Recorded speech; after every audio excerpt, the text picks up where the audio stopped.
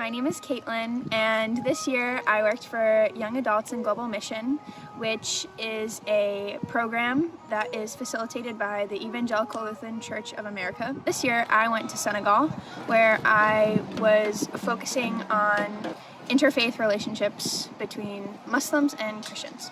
So as Young Adults in Global Mission, all 5 of us were sent to different parts within Senegal, and so some of us worked in lateries, some of us worked in schools, some of us worked in gardens. I was placed with a Muslim family. When I was living there, there were 4 children and myself, and we lived as a family. My dad went to work and my mom stayed home, as many Senegalese women do, and she kind of cooked and cleaned. And then I would go to work and I would go to school with Ndeye Fatou. I would walk her to school every day, and then I'd either work at the school that she went to, or I would work at the community center just down the road. The whole point of this program is to live alongside the community that you were placed in, and to not only learn about that community, but also learn about yourself and who you are as an individual.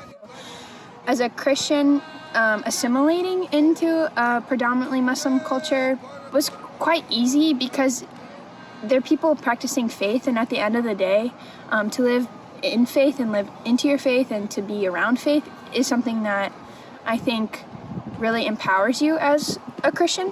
In Wolof, they have this word called Sigel Degale.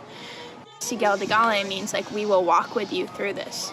So I think that was something that really I took away from living in Senegal, was that like people are truly there to walk with you in your life. The fact that an American dollar can buy a whole family's meal for a day is crazy. I think if we knew how far our dollars went overseas, I think more people would be willing to give.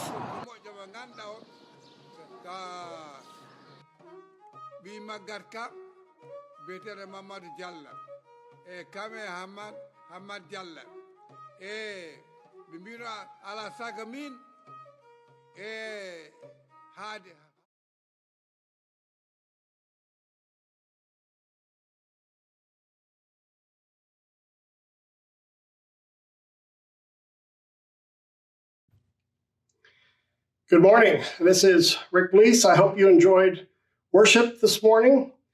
This is our Sunday Adult Forum for May 3rd, and I'm just so pleased to have Kaitlyn Ziegelmaier here, who has just come back from Senegal, one of our own here at Emmanuel, and she has some great stories to tell. So first of all, welcome back to Naples. Welcome back to Emmanuel. And I know some people have seen you around this place for years and years. You grew up here, but others may not know you very well. So tell us your story. Okay.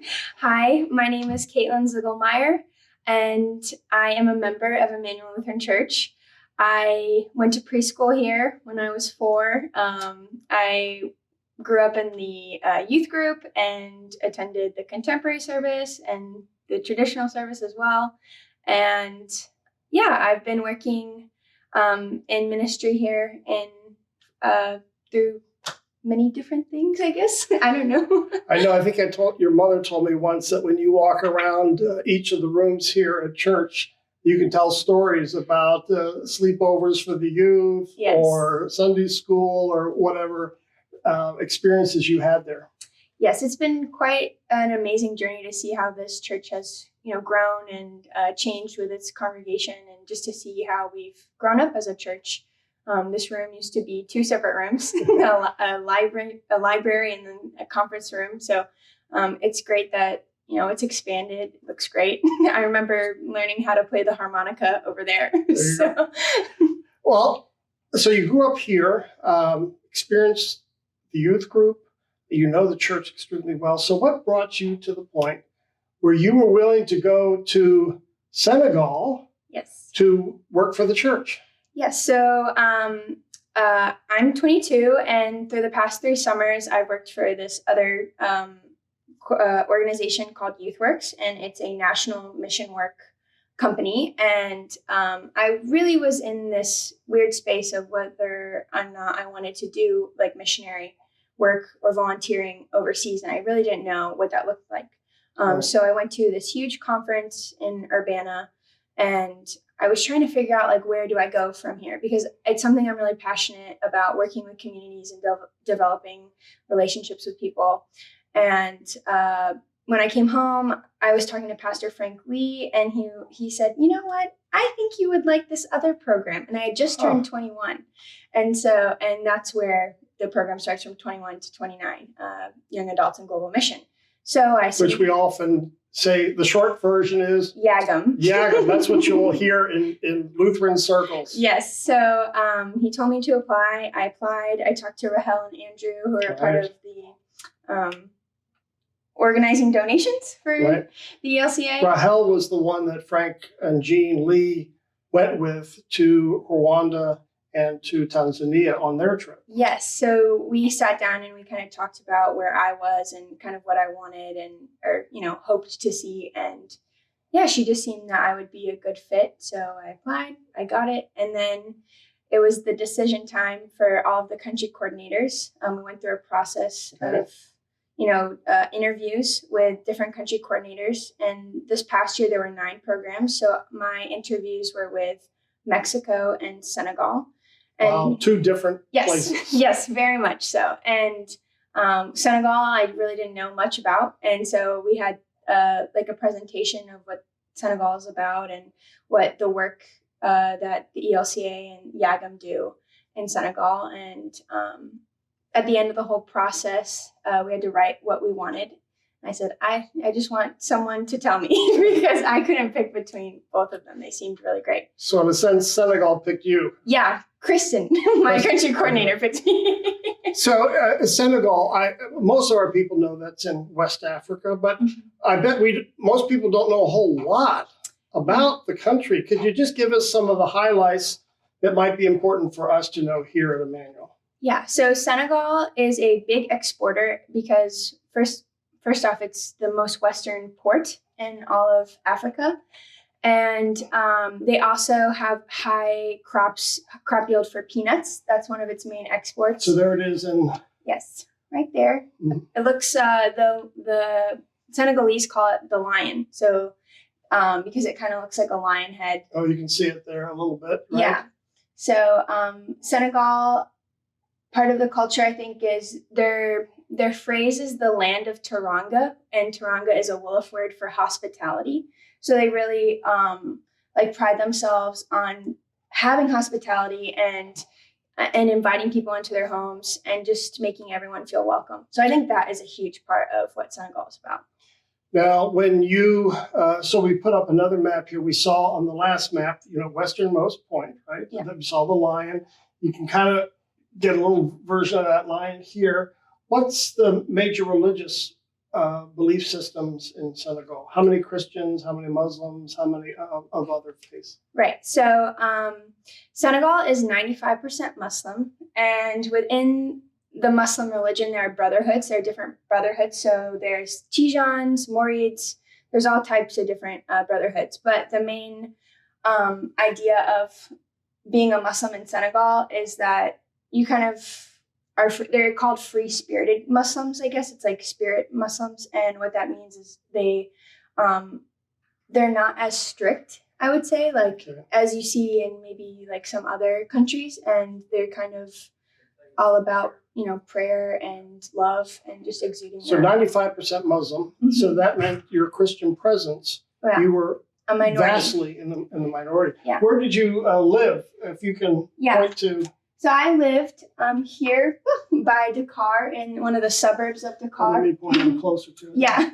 So I lived in a neighborhood called Yumble, which when I learning history about Yumble, it's kind of what people would consider kind of a more sketchy area to live. It's kind of an area where there is crime, but you're really close to the capital. And why did the ELCA want you there? What was its primary mission to have you be present in primarily a Muslim country? What is our ELCA Lutheran mission there? Yeah, so I think the whole point of Yagam is this idea of accompaniment, and that is what missionaries through the ELCA go by, is the accompaniment model.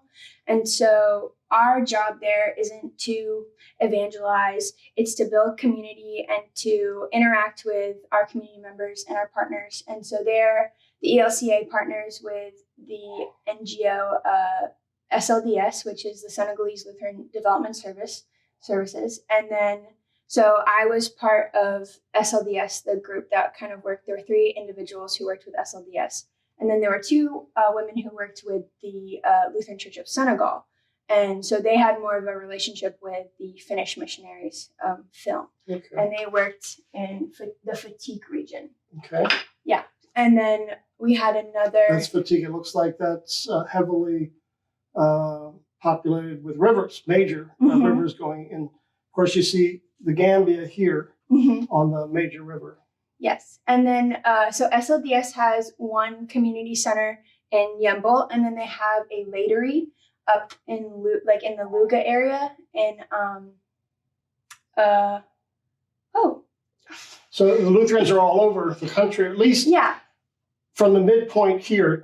Do Lutherans work further in? I'm not sure, but I do know that the Lutheran Church of Senegal has many parishes all over the country, but I would say that they're more towards the western half of Senegal. And they're heavily populated in the Fatigue region because that's also the Serer area. And so a lot of Serer-speaking people are also Christian. Okay. So let's go back to the flag. And as we show the Senegalese flag, describe your daily life, because sometimes we think about living in another culture, we can't hardly imagine. Okay, what was your daily life like? And say a little bit more about the work that you did.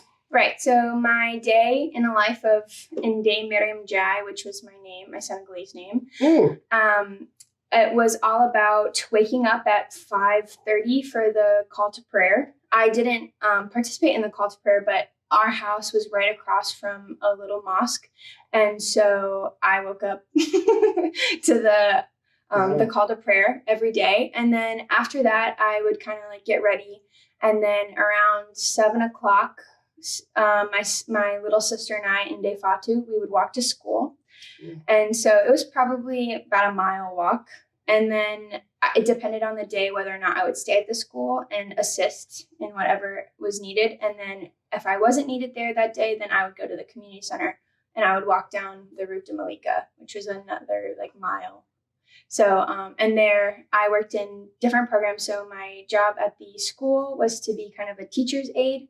And so in the mornings I work in the prescolaire with all of the little children, just assisting the teachers with different things. Very, and North American standard, menial, arranging papers, getting glue, cleaning paintbrushes, that kind of thing. Making sure it all works. Yeah, just to kind of fill in where teachers didn't need to do those things. I just kind of was, there to support them and just make sure that they had focus and energy to, be with the kids and to teach them.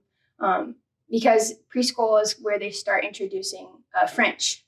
So that was also a really important part of... What are the major languages again?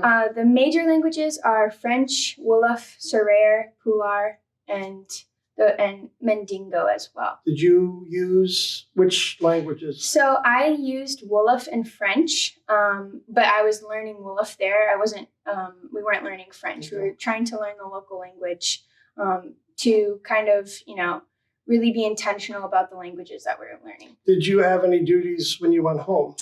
No, not really. I didn't, because my family was very much a huge family. They had 4 kids and a wife and a husband, and they always had people over sometimes. And there came a time my host mom was pregnant, and I didn't actually get to see her have Ami. She had her 2 weeks after I left, and I was really excited about that. But she had a housekeeper because she was so pregnant. Right.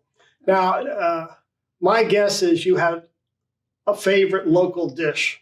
Oh, I did. That you learned to love. Oh, describe your favorite dish. My favorite dish was called chibujen, which means rice and fish. And basically it's some sort of white rice with then kind of like boiled, they call them legumes, but vegetables. And then it has the fried fish in the center. And then sometimes the biggest plants that they use there is the baobab and bisop, so hibiscus. And so what they do is they use hibiscus leaves and they kind of like, I don't know, pulse them, and then they add like garlic and things like that. And so that's then around the center of the plate. My mouth is starting to water now. It kind of reminds me of my time in the Congo, and there was just certain dishes, and Nina and I have tried to make them back here. It's just something isn't right? You never can get the same taste. No. I'm sure that you were that you experienced there in Senegal. I tried to make chibujen, and it was an ultimate fail. So, what was the work that you did in this accompaniment model? What was the hardest thing about the work you did, and what would be the thing you would, as you look back, was the most fulfilling part of your work there in Senegal? Yeah, I think the hardest part about working, there were times, especially at the school, when I would get frustrated because I didn't think that I was helping enough, or that they weren't utilizing me and my gifts like to the best of their ability. And so there was really a time where I needed to figure out, okay, just because I'm somewhere doesn't mean that I need to exude all of this, help. And it's very much like a savior mentality, which is not a good one to have. We've already got one of those. Exactly. So there were times where, I'd be helping the kids, like opening snacks and things like that, and just be like, what am I doing? and so I think I really had to learn to just be still and to live in the moments and think about, okay, this isn't all about me. It's a cross-cultural relationship, and it's truly my present. Just being there was a gift for me because I was learning so much by just sitting and listening and partaking in, playing with kids and, cleaning big bowls and I don't know, just the little things and, helping like teachers trace their homework, and that way they didn't have to do that. So it's very significant what you're saying. Missiologists and cross-cultural experts talk about two rules, the golden rule and the platinum rule. The golden rule is, of course, as we know, do unto others as you would have them do to you. And that's a great rule if you're living in your culture, but not in another culture, because then you're the standard of how you want to be treated. So now you have to treat someone as they would want to be treated, which means you got to do a lot of listening, don't you? Yeah. There are many times where in my day of helping in the preschool class, I just sat and listened. And I think that's the biggest part of like accompanying our communities, is just listening to either what they need or what they're doing and learning about the history. And there are many times when my like teacher, Ann Vero, who was like my main teacher that I assisted with, where she would be explaining something in Wolof, and I might understand the French version because it was just a fancier, in my mind, like way of an English word. And I was like, oh, she was teaching me so much and I had no idea. Now, I know when my wife and I went to Africa, many people looked at us like we were crazy. They thought, how could you do something so dangerous? And in many aspects, it wasn't. Right. And yet, like living any place, there are certain dangers involved. Did you experience any danger during the trip? I would say in general, no. I think the most frightening thing about like when you go and you live in another country is when you kind of get called out for being different. There are many times when people they'd call me Tubab or Hankunop, which Tubab just means white person, and then Hankunop means red ears.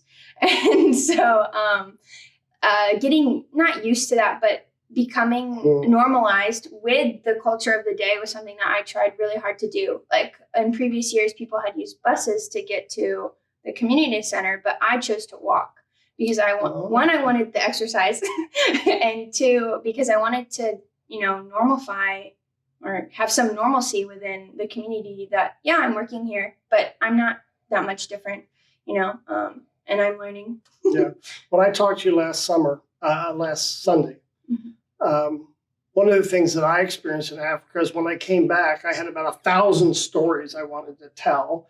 And of course, only your mother really wants to listen to all those stories. And so I found I had to boil all my stories down maybe to one story that told friends or those who were interested, that kind of encapsulated the meaning of that trip to Africa for me. I'm wondering, now you're still fresh back, right? I mean, basically just got off the boat, or off the airplane, of course. But is there one story that does stick out in your mind that encapsulates many of the things that you experienced there that were meaningful for you?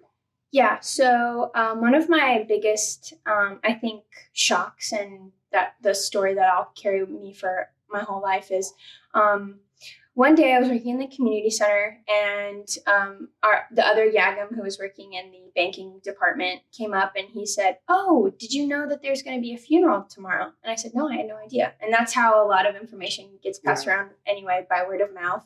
And it's not irregular for you to learn the day of or the day before that something is happening. And he said, "Oh, like one of the guards at the community center who we had met previously when we were visiting during our 3 weeks of orientation, his father had passed away, like very suddenly, and no one knew why." And he's like, "Oh, Gajo's father passed, and tomorrow we were invited to go to the funeral." And at that point, it was just around December, January, and we'd only been there for 4 or 5 months. So it was even an honor to even be invited to this funeral. And because funerals are a big thing. Yes. And and even the fact that it was, they were Muslim. And so being able to have that insight of what that means in the Muslim community was also something that I was really keen to understand. And so we went to the funeral, and he lived right behind the community center, which was very lucky for us, because most of the time people don't always live with their families, or it always seemed that whenever anybody had to go to a funeral throughout our time there, they always had to go to their father's homeland. That's kind of what it seemed like. It was always very far. So we got there, we entered the home, and the first thing you do is you're supposed to go to the mourning wife or the head, mother figure there. And so his mom was still alive. And there she was in this family room on a mat, crying hysterically. And her two, I would assume either family members or friends were consoling her. And the process of the funeral was you go to the mother and you say Sigel Digale. And so that word Sigel Digale is Wolof for "we are walking with you." And so you give your kind of your donation or your alms, and you say kind of "I'm sorry, but we as a community will be with you through this hard time." And that was a really, when I said the words, I was like, I don't know what I'm saying. But then I asked my friend Dom, and he said, "Yeah, that's what it means. It means that we will follow you and we will be with you during this time." And we sat there in the courtyard, and her daughter, who was someone who sold sweetbreads every morning, to the kids, I saw her, and her name was Nde Miriam as well. And she was just overwhelmed with just, loss. And it was hard to watch her cry and just be so, honest and, vulnerable in that time. And I felt in that moment, I had no right to be there because one, I had only known them for 5 months. And this was a very huge thing in their lives. They had just lost their father, their husband, their brother. And for people to be so vulnerable with us and to invite us into that space was something that I could have never have, hoped for, that I would have that honor to be there. So to just be in that presence of mourning and to kind of also understand what Sigel Digale means was really, really powerful for me. It's interesting because in any culture, funerals often encapsulate how different we are. Their funeral customs are quite different, and mourning in Africa is much more public and much more open. And sometimes it's for 3 days, sometimes it's for 7 days. It's a very different experience than what we're used to. but also that word accompaniment comes back, that here your mission as a Yagam for the ELCA, even expressed within a Muslim funeral. That's pretty amazing. We want to close, Kaitlyn. I want to ask you about your faith. This is, we can talk about the dimensions of cross-cultural learning, right? Learning another language, learning other cultures, being thrust into situations like another funeral. You were obviously there when the COVID broke out. Wow, how do I get home? All those dimensions we could go into. And we invite anyone who's interested to contact her, because I know she'd like to talk about those experiences. But I'd like to know about your faith. You were really stretching yourself here. What did this experience do in the area of your own spirituality? Right. You mentioned cross-cultural, and even interfaith is something that I really took away from this whole experience. I think in the North America context, I had a lot of experience with interfaith between just Christianity. You know, what does it mean to be a Baptist? What does it mean to be a Catholic, and all those things? So I felt very comfortable trying to understand a faith that wasn't my own. And I think also living in a Muslim household, which I'm so grateful I did. I know not everyone in my cohort had that opportunity, but even living with a Lutheran family would have been a great experience, because then you're understanding what it means to be a Lutheran in Senegal. But I think how my faith stretched was that faith on all levels is love, and it is acceptance, and it is just believing that, you know, through relationships, anything can, you know, withstand, and that like God is always present.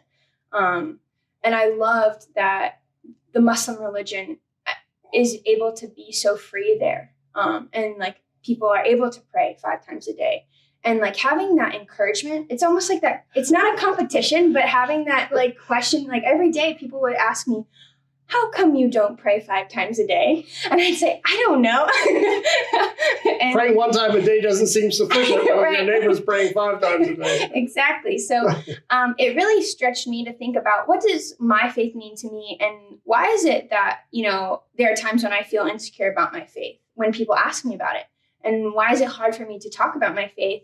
Whereas in Senegal, it was so easy for people to talk about their faith and to be proud about their faith. Whereas I feel like through many different things I've worked in and just my life, I feel like people aren't always open here to talk about faith.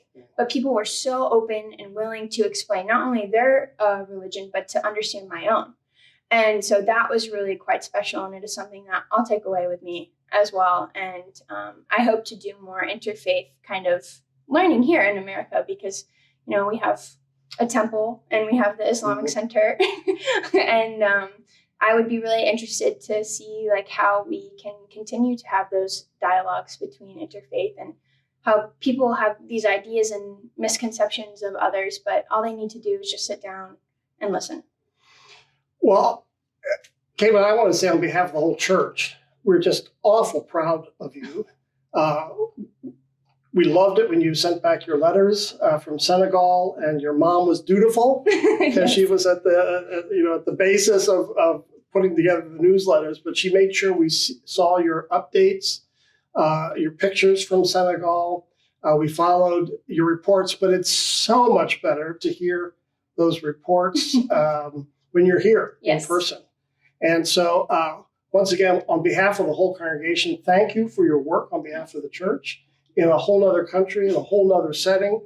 And I would invite anyone who's interested, let us know if you would like to talk to Kaitlyn any more about her marvelous experiences. So on behalf of all Emmanuel, thank you. Thank you for joining us on this Sunday, May the 3rd. Blessings, stay safe. You're in our prayers.